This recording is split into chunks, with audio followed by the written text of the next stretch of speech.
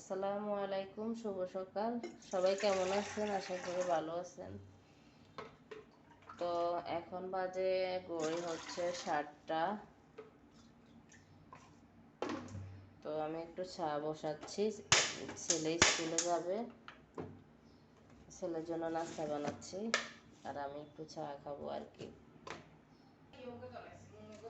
তো আমি এখন চাটা বসাই, ছেলের জন্য একটা পরোটা বানাই নিই।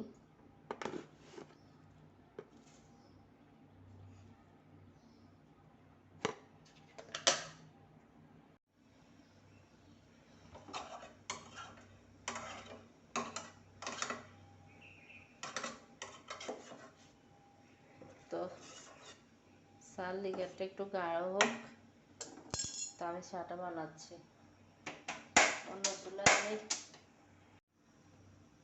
তো চাল লিকারটা ফ্রাই হয়ে গেছে, এখন আমি চুলাটা বন্ধ করে দেব। বন্ধ করে দিয়ে আমি,